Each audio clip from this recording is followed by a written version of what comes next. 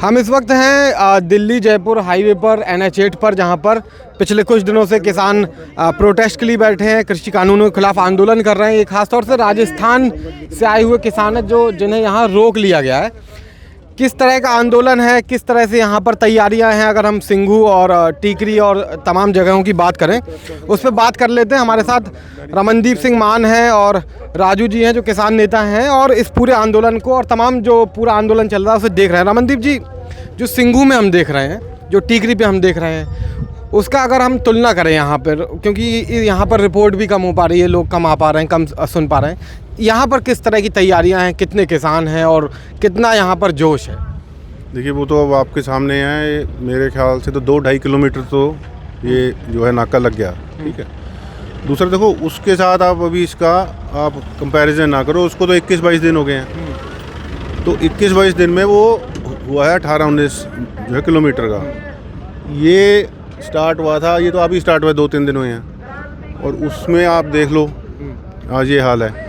तो अभी जो यहाँ के जो आसपास के जो हैं, जो आसपास के जो फार्मर्स हैं, उन तक अभी थोड़ा प्रॉब्लम है अवेयरनेस की। तो वो अब हमने स्ट्रैटेजी बनाई है, वो हमने स्टार्ट किया है। तो आज से ही अब ये किया है कि जो आसपास के जो गांव हैं उनको जाके ये हम बताएंगे कि भाई हमने ये क्यों रोका हुआ है। क्योंकि जो प्रोपेगेंडा मशीन है जो गवर्नमेंट की, वो तो हमको नक्सल भी बोलेगी, वो हमें खालिस्तानी भी बोलेगी, ठीक है। तो बड़ी वो सीधी सी बात है कि जो फार्म लॉज ये जो आए हैं उसमें हमारा घाटा है और एक ही मांग है कि आप ये फार्म लॉज इसको ले लो वापस।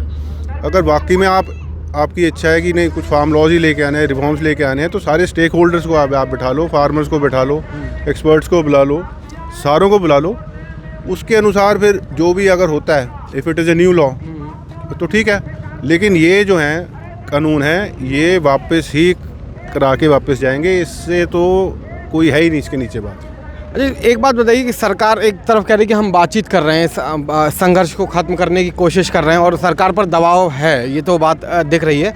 आप कह रहे हैं कि अब यहाँ पे जो आंदोलन शुरू है, आप आसपास के इलाकों में जाएंगे, किसानों को बताएंगे कि क्या नुकसान है, लेकिन सरकार ये भी कहती है कि कुछ लोग हैं जो भ्रम फैला रहे हैं। तो आप लोगों को लगता है कि वो धीरे धीरे आप पर ही सीधा निशाना है, या जो लोग संगठित कर रहे हैं किसानों को, या सीधा पूछें सरकार के तरफ से अगर हम पूछें कि आप लोग भ्रम क्यों फैला रहे हैं, अगर ये भ्रम है और सरकार कह रही है किसान बेवजह इस आंदोलन को कर रहे हैं? देखो, इसका बड़ा सीधा साधा जवाब है। सारी सरकार, जो हमारे प्राइम मिनिस्टर साहब हैं, Modi ji, Amit Shah, agriculture minister, railway minister, A to Z सारे का सारा जो भी है इनका तामझाम, वो बोल रहे हैं कि MSP आपकी रहेगी, MSP का एंड नहीं होगा। तो हम कह रहे हैं उसका आप हमें लॉ बना के दे दो। हम तो ये बोल रहे हैं ना, जो वो चीज़ बोल रहे हैं कि MSP रहेगी, हम इतने ही बोले जी, जो बात आप बोल रहे हो कि MSP रहेगी, आप उसका लॉ लेके आओ कि भी हर एक आदमी को MSP के नीचे उसकी फसल की सेल नहीं होगी, कोई एग्रीकल्चर ट्रांजैक्शन MSP के होगा नहीं, नीचे नहीं होगा। तो बस, तो जो बात वो बोल रहे हैं, जैसे इंग्लिश में बोलते हैं ना, लाइक वॉक द टॉक, भाई जो बोल रहे हो वो आप हमें लॉ में बना के दे दो, क्योंकि एतबार तो है नहीं बिल्कुल भी। 2014 में जब मोदी जी आए थे तो इतनी मेरे ख्याल 100-150 जो भी हुई थी रैलीज, उसमें उन्होंने बोला था कि भाई मैं स्वामीनाथन रिपोर्ट के हिसाब से C2+50% के हिसाब से MSP दूंगा। वो आज तक नहीं मिली। तो हमें बिल्कुल एतबार नहीं है जो भी इनके स्टेटमेंट, जो भी आते हैं, जो भी इनके बयान हैं।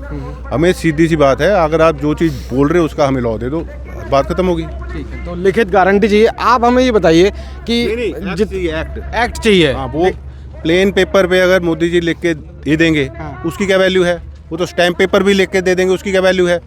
पार्लियामेंट इमरजेंसी सेशन बुलाओ, जैसे यहाँ अभी अगर वो नहीं है तो एक वो अध्यादेश लेके आओ, एक्ट बनाओ, उसके बाद वापस जाएंगे।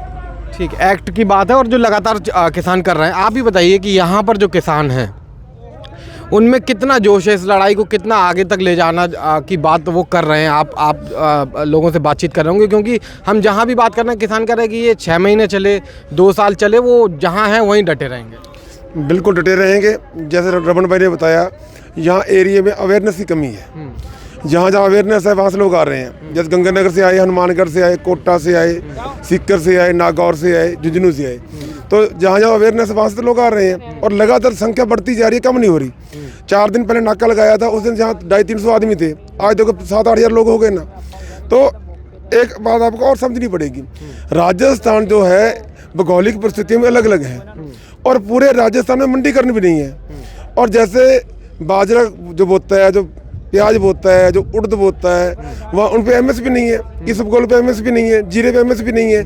तो जिसका दर्द नहीं है तो वो नहीं आएगा, जिसका पेट दर्द होगा दवाई वही लेगा, वो दूसरा नहीं लेगा। तो जिन जिन को तकलीफ है वहाँ से लोग निकल के आ रहे हैं। और निश्चित मैं आपको बता दूँ, जोश की कमी नहीं है। प्रचार तंत्र किसके पास है? सबसे ज़्यादा प्रचार तंत्र सरकार के पास है। टीवी चैनल उनके हैं, अखबारें उनके पास है, धन है, बल है। और एक दावा और उनका, दुनिया की सबसे बड़ी लोकतंत्र पार्टी। अगर भ्रम फैलाना है, सबसे ज़्यादा भ्रम वो फैला सकते हैं। कुछ भी प्रचार करना, सबसे ज़्यादा प्रचार वो कर सकते हैं। हमारे पास सीमित संसाधन है, सीमित टीमें हैं। अगर फिर भी लोग हम पे विश्वास कर रहे हैं, उन पे नहीं विश्वास कर रहे प्रधानमंत्री होने के बावजूद भी, तो कहीं ना कहीं तो सोचने का विचारणीय विषय है। हमारे प्रधानमंत्री की, हमारे लोकतंत्र की छवि खराब हो रही है। सरकार को इमीडिएटली सोचना चाहिए देश के लोकतंत्र को बचाने के लिए और जनहित में अपना विश्वास दोबारा वापस पैदा करने के लिए तुरंत प्रभाव से जो हमारी मांग है, तीनों काले कानून वापस ले लेने चाहिए। तीनों काले कानून वापस ले लेने चाहिए, जैसे काला कानून किसान खास तौर से कहते हैं।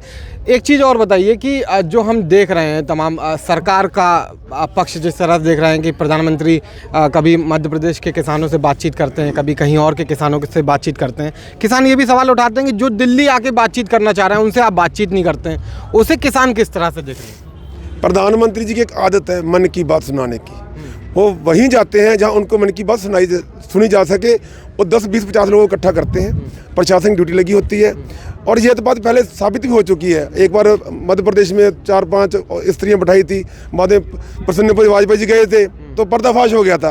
वो 50-100 लोग बैठाते हैं और प्रधानमंत्री जाके बैठ जाते हैं और सुना के आ जाते हैं। ना कोई सवाल जवाब होता है, ना कोई संवाद होता है।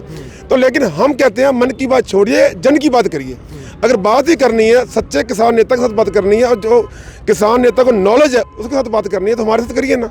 हमें तो 6 महीने हो गए चैलेंज देते हुए प्रत्येक विधायक को, बीजेपी को, प्रत्येक एमपी को, प्रत्येक मिनिस्टर को। आज तक एक भी एमपी विधायक हमसे डिबेट करने के लिए नहीं आया। एक एमपी गजेंद्र सिंह शेखावत हनुमानगढ़ गया था, उसने संवाद कार्यक्रम रखा था। हम गए वहाँ से, हम संवाद करने आए हैं, तो उन्होंने संवाद तो किया नहीं, लेकिन 3 काले कानूनों पर ना बोल के अपनी पुराना हिंदुत्व वाली बात, वो एनआरसी वाली बात, 370 वाली बात करने लगे। तो हमने एतराज़ किया, मैं सर आप 3 कानूनों में बात कर रहे हो, उस पर बात कीजिए, हमें संवाद कीजिए। हमने एक ही सवाल किया था कि आप मंडियों को ख़त्म करना चाहते हैं। उन्होंने कहा आप किसके साथ हो? किसान के व्यापारी के। हमने किसान के साथ है। तो 500 पुलिस कर्मियों के बीच दुम दबा के भागे और कह रहे हमने किसान का भला कर दिया। जो जवाब उनका। रावण जी, एक चीज़ बताइए, आप सोशल मीडिया पे काफ़ी एक्टिव रहते हैं, तमाम इस आंदोलन को भी आप देख रहे हैं, लोगों के रिस्पांस को भी देख रहे हैं। ये जो बार बार बात की जाती है कि खालिस्तान का यहाँ पर वो है समर्थक लोग हैं किसी भी आंदोलन में, यहाँ पर तो हरियाणा और पंजाब के ही किसान हैं, या यहाँ पे तो पिज़्ज़ा बन रहा है, यहाँ तो पास्ता बन रहा है, हमने भी देखा है हालांकि ये तस्वीरें। इस चीज़ को आप कैसे देख रहे हैं कि सोशल मीडिया पे क्या प्रोपोगेंडा चलाया जा रहा है और चलाया जा रहा है, तो उसका असर आम लोगों पर कितना पड़ रहा है? देखो, ये तो सारों को एकदम बात साफ है कि प्रोपेगेंडा इनका स्ट्रॉन्ग पॉइंट है बीजेपी का। तो अब जैसी जो उनकी स्ट्रैटेजी है, पहले उन्होंने बोला कि हम इनको बोलेंगे कि भाई ये तो सारे के सारे खालिस्तानी हैं, वो फेल हो गया।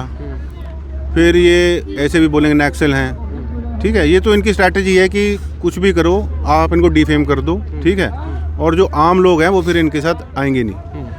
अब आप अपने आप देख लो, इतने आ रहे हैं लोग साथ में। आज जब मैं आ रहा था, आपको भाई साहब क्या चाहिए, हम क्या लेके आए, कंबल लेके आए, हम क्या लेके आए, ठीक है। वो आम लोग हैं। मैं ऐसे भी लोगों को जानता हूँ, स्कूल कॉलेज के हैं वो, उनके पास जो 500 रुपये, 1000 रुपया इकट्ठा करके एक आया था हमारे पास सिंगू पे, वो कहता सर हमने 28,000 रुपये इकट्ठे किए हैं, तो आप ये ले लो। हमने कहा भाई साहब पैसे को तो हाथ नहीं लगाते, ठीक है, हमें तो ये चीज़ की आवश्यकता है। वो गए और वो ला के वो कीजिए, ये आपके सामने पड़ा सामान। तो अब इनकी तो स्ट्रैटेजी है, अब इनकी सरकार है, तो इनको तो रोक नहीं सकते। तो इन्हें अपना काम करने दो और हम अपना काम करेंगे। अगर हम ठीक हुए तो लोग हमारे साथ आएंगे, और अगर हम ना ठीक हुए तो लोग हमारे साथ नहीं आएंगे। इसका तो ये है स्ट्रेट, यही तरीका है। बहुत बहुत शुक्रिया रमन जी, और राजू जी यहाँ से चलेगा उनका। तो यहाँ पर जो दिल्ली जयपुर हाईवे, वहाँ पर जो प्रोटेस्ट की तस्वीरें हैं वो यहाँ पर ये हैं। बाकी तस्वीरें भी आपको दिखाएंगे कि किस तरह से यहाँ पर किसान डटे हैं और किस तरह से मौसम और तमाम जो परिस्थितियाँ हैं उनका सामना करते हुए तीनों जो कृषि कानून हैं उनका विरोध कर रहे हैं। अनरिपोर्टेड इंडिया के लिए शशांक पाठक।